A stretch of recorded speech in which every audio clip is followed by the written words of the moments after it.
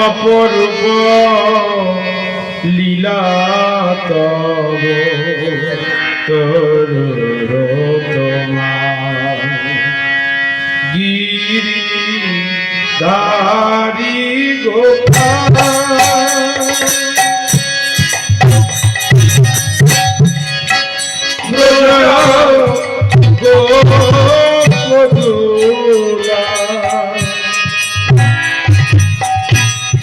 অপূর্ব লীলা তব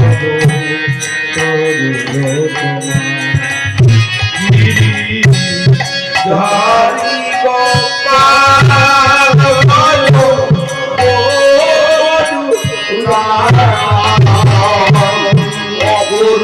অপূর্ব লীলা তব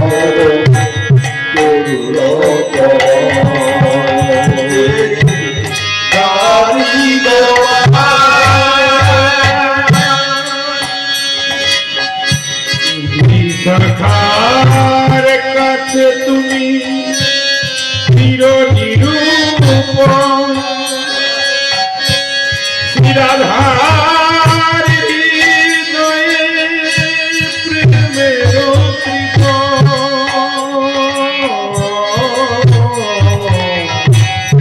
সখার কাছে তুমি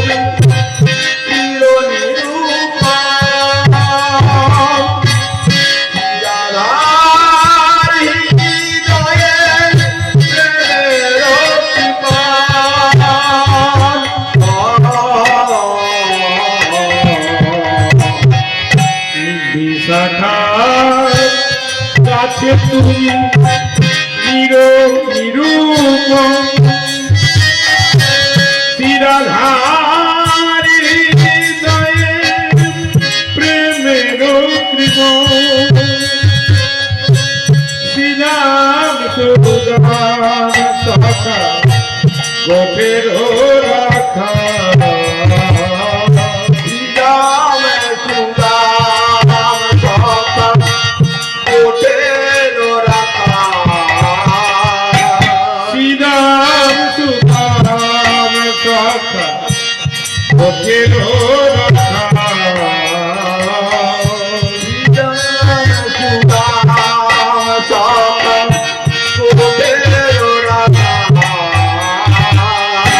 অপূর্ব লীলা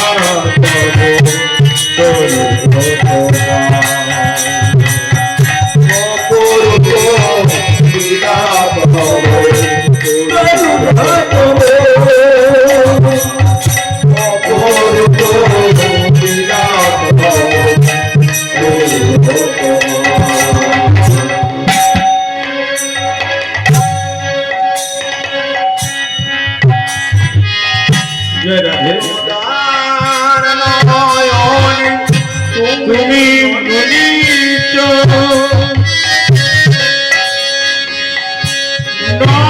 নন্দদুলাল তুমি আনন্দ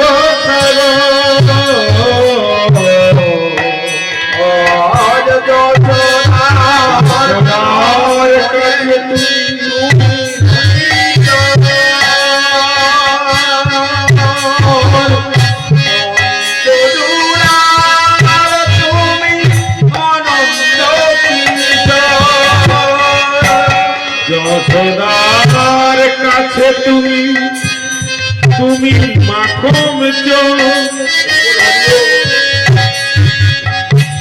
নন্দ দুলাল তুমি আনন্দ গীতাই সারথী তুমি যাদব রাখা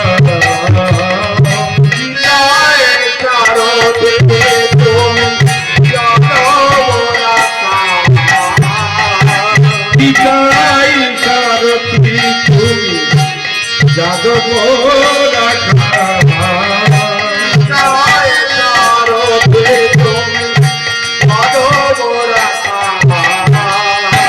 অপূর্ব লীলা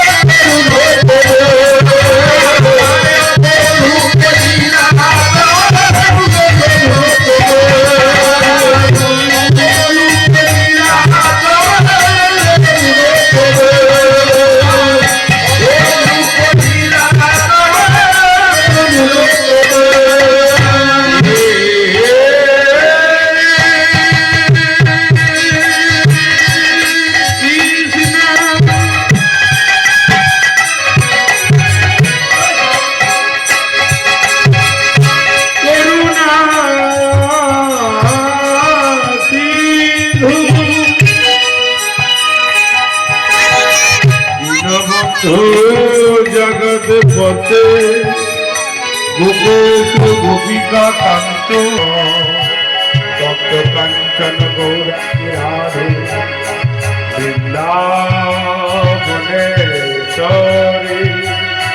বিশ্বভান সুতে দেবী প্রণমামি হরি প্রিয়ে গুরু ব্রহ্মা গুরু বিষ্ণু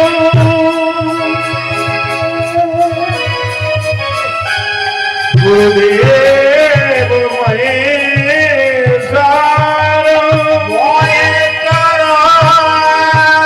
গুরু সাক্ষাৎ পরম ব্রহ্ম তস্मै শ্রী গুরবে নমঃ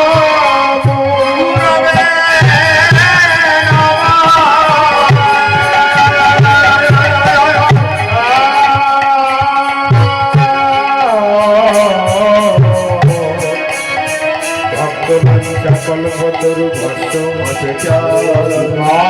সিন্ধু ভয়ে বচ পতিতানাং প্রভু দেখো বৈষ্ণব এখানে যত ভক্ত বসে আছে সকলের চরণে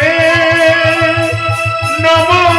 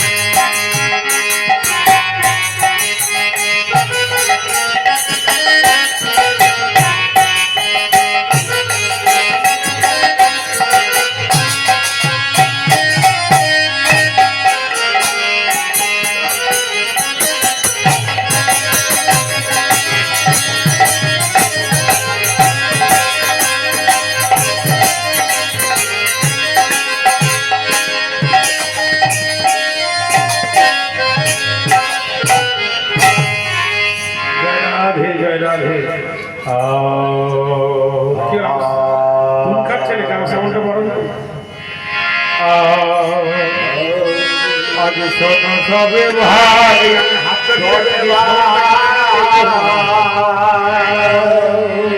হরি নাম বিনা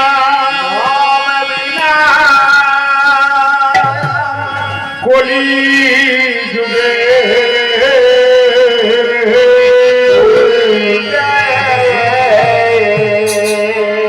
বলিয়া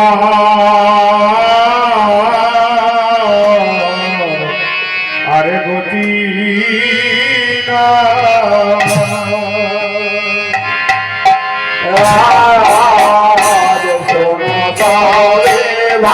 ভাই হরি রাম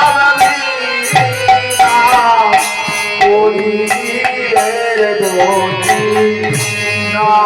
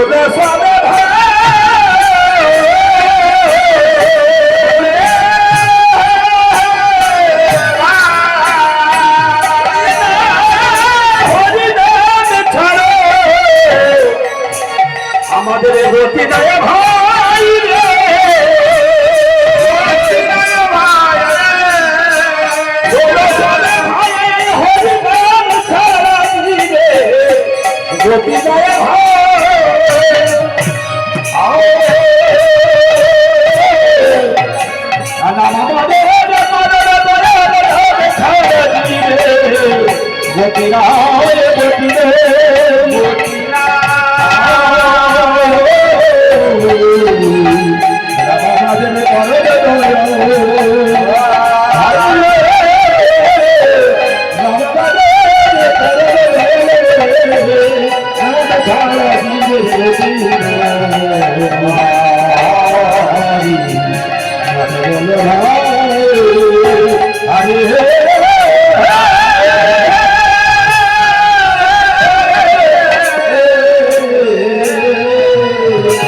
রামাদের করে ভাই হরি বিনা কলিযুগে গতি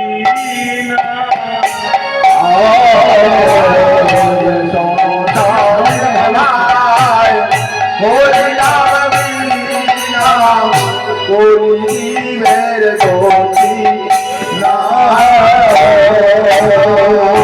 আমাদের আসিতে হরি যেতে হরি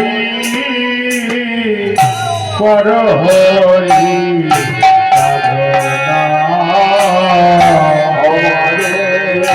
আসিতে হরিয়ার যেতে হরে পর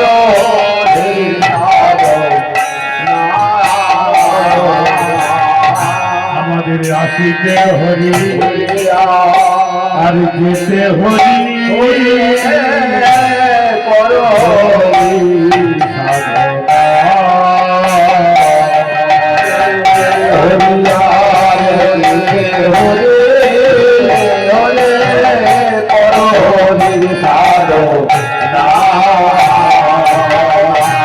নামে বলে না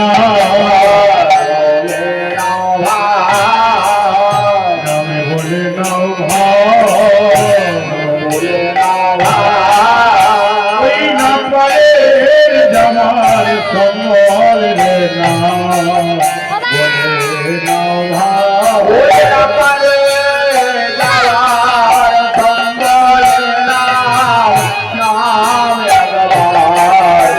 বলে নাও যে নামে বলবো বলে কথা দিয়েছিলাম সে নাম আমার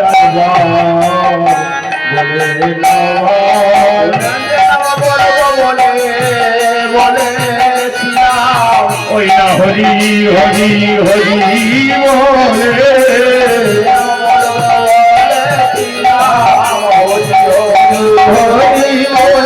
মায়েরা ধরি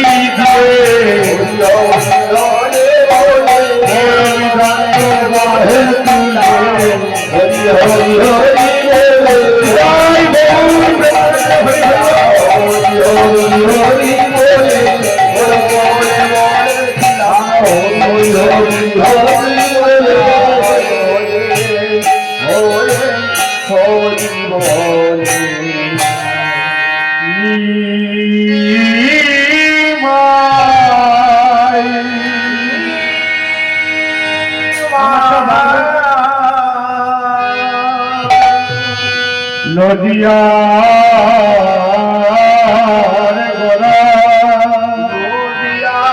গোরা আমার সচি মায়ের প্রাণ দোলা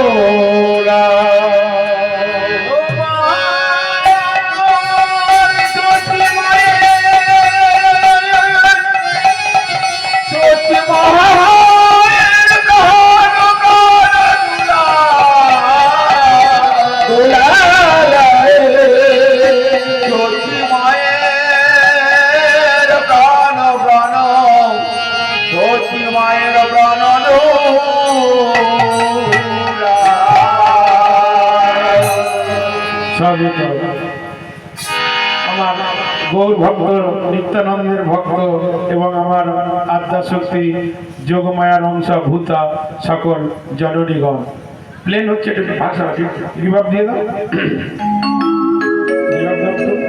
জয় রাধে তা মা আজ আপনাদের সম্মুখে এসেছি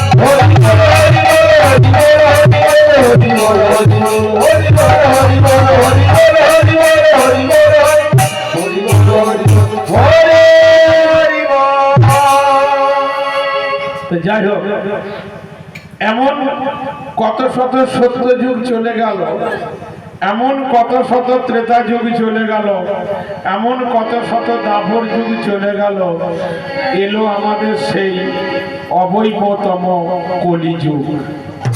তাই এই কলিযুগের মানুষ কেমন করে মুক্তি পায় না? কলিযুগের মানুষ একমাত্র মুক্তির পথ হলো এই হরিনাম। কারণ যে যাই করুন না কেন, হরি নাম যদি সে না মুখে বলে, হরি নাম যদি না সে শুনে, হরি কথা যদি না সে বোঝার চেষ্টা করে, ভগবান কৃষ্ণকে যদি কেউ জানার চেষ্টা যদি না করে, তাকে বারে বারে পৃথিবীতে যাওয়া আসা করতে হবে, কিন্তু সে মুক্তি পাবে না কোনোদিন। সেই জন্য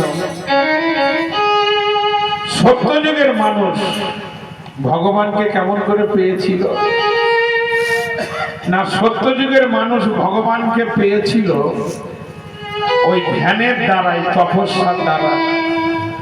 তারা যুগ যুগ ধরে তপস্যা করেছিল। এইবার সত্যযুগের মানুষের পরমায়ু ভগবান কত দিয়েছিল, মানে কতদিন বাঁচবে সত্যযুগের মানুষ না? সত্যযুগের মানুষ বাঁচবে 1,00,000 বৎসর, 2-1 দিন নয়, 1,00,000 বৎসর বাঁচবে। এইবার তাই তারা হাজার হাজার বৎসর ধরে ভগবান সাধন ভজন করে, ঈশ্বরের হাজার হাজার বছর ধরে তারা তপস্যা করে ভগবানের দেখা দিয়েছে। তারপরে এলো ত্রেতা যুগ। ত্রেতা যুগের মানুষ ভগবানকে কেমন করে লাভ করেছিল না? ত্রেতা যুগের মানুষ ভগবানকে লাভ করেছিল যাগ যজ্ঞ করে। তবে আমরা যেমন কলিযুগে যজ্ঞ করছি, ত্রেতা যুগের মানুষ ওই রকম যজ্ঞ করেনি। আমরা কলিযুগের মানুষ যজ্ঞ করছি কি যজ্ঞ না, সকল দেবদেবীর পূজার শেষে আমরা হোম যজ্ঞ করি, তাই না? এইবার 28টা বেলপাতা, 28টা যোগী ডুম্বুরের ডগ, 2-2.5 কেজি বেলকাঠ, এবার ঠাকুর মশাই যদি লিখে দেয় 200 গ্রাম ঘি, আমরা আনবো 100 গ্রাম ঘি এনে আমরা দেবদেবীর শেষে হোম যজ্ঞ করলাম, আমাদের যজ্ঞ হয়ে গেল। কিন্তু কলিযুগের মানুষ ওই রকম যজ্ঞ হয়, ত্রেতা যুগের মানুষ ওই রকম যজ্ঞ করেননি। ত্রেতা যুগের মানুষ যজ্ঞ করেছিল অশ্বমেধ যজ্ঞ, রাজস্বী যজ্ঞ, গমেদের যজ্ঞ, নরমের যজ্ঞ। তাহলে ত্রেতা যুগের মানুষের পরমাই ভগবান কত দিয়েছিল না, সত্য যুগে দিয়েছিল মানুষের পরমাই 1 লক্ষ বৎসর। এইবার ত্রেতা যুগের মানুষের ভাবলাভ দেখে ভগবান নারায়ণ মনে মনে ভাবলেন যে সত্য যুগের মানুষের যে ভাবটা ভক্তি ছিল, ত্রেতা যুগের মানুষের অত ভক্তি নেই, তাহলে ওদের অতদিন বাঁচিয়ে রাখলে হবে না। ওই 1 লক্ষ থেকে ত্রেতা যুগের জন্য একটা শূন্য কেটে বাদ দেওয়া যায়। তাহলে 1 লক্ষ থেকে যদি একটা শূন্য কেটে বাদ দেওয়া যায়, তাহলে কত দাঁড়ালো? 10,000 বৎসর। তাহলে ত্রেতা যুগের মানুষের পরমায়ু হলো 10,000 বৎসর। তারা 10,000 বৎসর বাঁচবে, তাই তারা যাগ যজ্ঞ করে মুক্তি তারা পেয়েছিল। তারপরে এলো দাপর যুগ। দাপর যুগের মানুষ কেমন করে মুক্তি পেয়েছিল না, দাপর যুগের মানুষ মুক্তি পেয়েছিল পূজা অর্চনা করে, দেবদেবীর পূজা অর্চনা করে তারা ওই ভগবানকে লাভ করেছিল। তাহলে দাপর যুগের মানুষের পরমাই ভগবান কত দিল? ভগবান দেখলে ত্রেতা যুগের মানুষের যে ভক্তিটা ছিল, দাপর যুগের মানুষের সেই ভক্তিটা আরো কমে গেছে, তাই এদের বেশি দিন বাঁচিয়ে রাখলে হবে না। ওই 10,000 থেকে আরো একটা শূন্য কেটে বাদ দিতে হবে। তাহলে 10,000 থেকে যদি একটা শূন্য কেটে বাদ দেওয়া যায়, তাহলে কত দাঁড়ালো? 1,000 বৎসর। তাই দাপর যুগের মানুষের পরমায়ু হলো 1,000 বৎসর। এইবার দাপর যুগের পর এলো কি যুগ না, কলিযুগ। তা কলিযুগের মানুষ কেমন করে মুক্তি পেয়েছিল বা পাবে না, ভগবান কৃষ্ণ বললেন 3 যুগে যজ্ঞ করে, তপস্যা করে, ধ্যান করে যে ফল পাওয়া যায়, কলিযুগে নাম যজ্ঞ করলে সেই ফল পাওয়া যায়। 3 যুগ ধরে তুমি যাগ যজ্ঞ পূজা অর্চনা করবে, 3 যুগ করলে যে ফল হয়, কলিযুগে হরিনাম বাসর করলে, হরিনাম যজ্ঞ করলে সেই ফল পাওয়া যায়। তাহলে কলিযুগের মানুষের পরমায়ু ভগবান কত দিল না, ভগবান দেখলেন অন্য 3 যুগের থেকে কলিযুগের মানুষ এত পাপে লিপ্ত হয়ে গেছে, এরা আপনজন ভাই বন্ধু বান্ধব চিনতে পারে না। একই মায়ের পেটের ভাই, এক ভাই যদি ভালো খায় আর এক ভাই সহ্য করতে পারে না। আর মাতৃবৃন্দ কৃতদাস, বাবা মা আমাদের কাছে হয়ে গেছে দাস দাসীর মতো, আর দেবীর আসনে বসিয়ে পূজা করছি আমরা নিজের ঘরের স্ত্রীকে দেবী মহাদেব। তাহলে আমাদের অবস্থা কি হবে বলুন? তাই কলিযুগের মানুষের ধর্মটা মা কেমন হবে জানেন? কলিযুগের ধর্মটা হবে ভাগবতের শেষ পৃষ্ঠায়, ভাগবতের কমে যাচ্ছে আমারটা,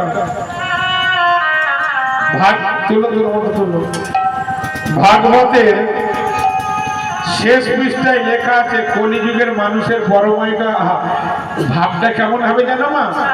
যারা ভাগবত পড়ছেন দেখবেন শেষ পৃষ্ঠায় লেখা আছে কলিযুগের মানুষের ধর্মটা হবে ওই কলিযুগে বাবা মা হয়ে যাবে পর, আমার মুখের কথা নয়, কলিযুগে হয়ে যাবে বাবা মা পর, আপন কে হবে জানো? শ্বশুর আর শাশুড়ি, শালা শালি। আর কলিযুগের মানুষ ঘরের গৃহবধূ নারী স্বামী দিয়ে ত্যাগ করিয়া বেড়াবে পরের বাড়ি বাড়ি। আর কলিযুগের মানুষ বড় বড় ধর্মের অনুষ্ঠান করবে, ধর্মকে পাশে রেখে নিজের নামটা কি করে বড় হবে সেই দিকে লক্ষ্য রাখবে। আর এমন এমন ব্যক্তি কলিযুগে আছে বা হবে, নিজে মানুষের কাছে বড় বড় ধর্মের কথা বলবে, বড় বড় ঠাকুর দেবতার কথা বলবে, ধর্মের কথা শোনাবে, কিন্তু নিজে অধার্মিক সেজে থাকিবে সেটা কেউ নাহি জানিবে। তা কলিযুগের মানুষের যখন এই ভাব হচ্ছে দেখছে, তখন ভগবান দেখলেন যে না, কলিযুগের মানুষকে আর 1000 বছর বাঁচিয়ে রাখা যাবে না। ওই কলিযুগের মানুষের জন্য দাপর যুগে যে 1000 আমি পরমায়ু দিয়েছিলাম, ওই 1000 থেকে একটা শূন্য কেটে বাদ দিতে হবে। তাহলে 1000 থেকে একটা শূন্য কেটে বাদ দিলে কত দাঁড়ালো? 100 বছর। তাই কলিযুগের মানুষের পরমায়ু হলো 100 বছর। এবার আপনারা বিচার করে বলুন, আমরা 100 বছর পার হচ্ছি? হচ্ছে কি? 40 বছর হয়ে গেলেই মা কোমরে ব্যথা, হাঁটুই ব্যথা, ঘাড়ে ব্যথা, চোখে ঝাপসা দেখছি। সেই জন্য বললে যে কলিযুগের মানুষকে যা করতে হবে 40 বছরের এপারে করে নিতে হবে। 40 ওপারে গেলেই সব ফর্সা। সেই জন্য বললেন কি যে কলিযুগের মানুষের বল বুদ্ধির ভরসা, আর 40 পার হলেই ফর্সা। সেই জন্য ভগবান দেখলেন যে কলিযুগের মানুষকে বেশি দিন বাঁচিয়ে রাখলে হবে না, এদের মাত্র 100 বছর পরমায়ু দিতে হবে। তাই মহাপ্রভু গৌর হরি আমার কি করলেন, এই কলির জীবকে 100 বছর পরমায়ু দিল, কিন্তু আমরা 100 বছর কেউ পার হচ্ছি না। তাই মহাপ্রভু বললেন, হে কলির জীব, সময় আমাদের বড় কম,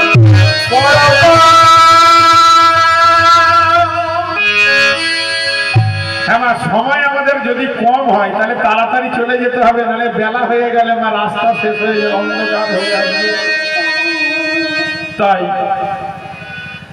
যত তাড়াতাড়ি পারি কলিযুগ থেকে চলে যাওয়াই ভালো, মুক্তি পাওয়া ভালো। সেই জন্য মা বলছি, চলে যখন আমাদের যেতে হবে, পৃথিবীতে কেউ কোনোদিন বাঁচতে আসি না। পৃথিবীর নিয়ম আছে, জন্মালেই তাকে মরতেই হবে। রোগ শোক দুঃখ আছে, থাকবে। সেই জন্য গৌর হরি বললেন, হে কলির জীব, তোরা দিনান্তে অন্ত একবার তোরা দুটি বাহু তুলে ওই হরির নাম তোরা বলবি।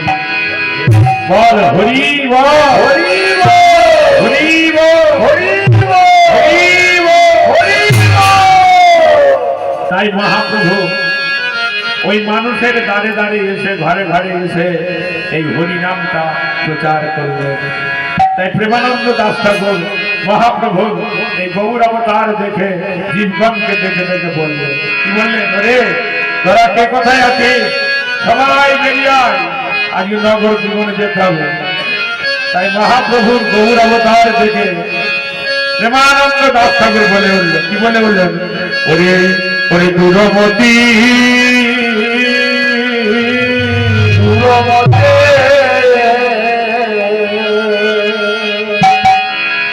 যত পতি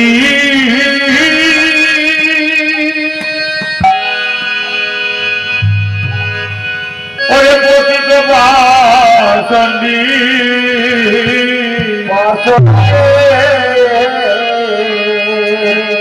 যদি কানে আওয়াজ প্রাণে না, প্রাণে না বলে আমার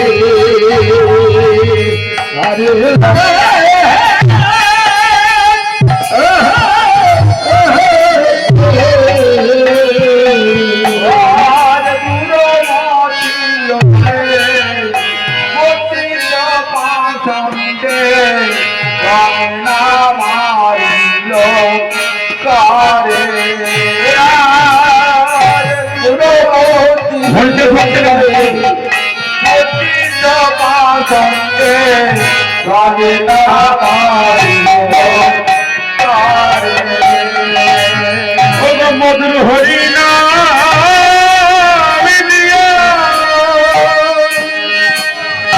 ওরে হৃদয়ে জাতিয়া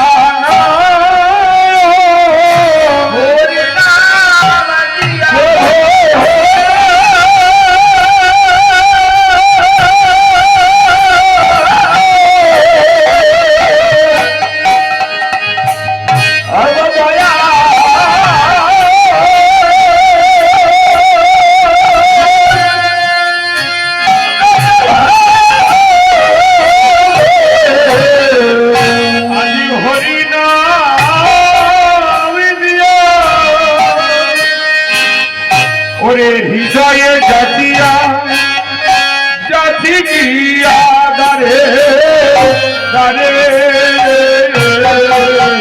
জাতি গিয়া দারে দারে মধুর হরিণা জাতি গিয়া দারে দারে জাতি গিয়া দারে এমন দয়া দেখি গো এমন দয়া দেখি না গয়া এমন দয়া দেখি গো এমন দয়া দেখি না গয়া গৌরাঙ্গ দয়ালে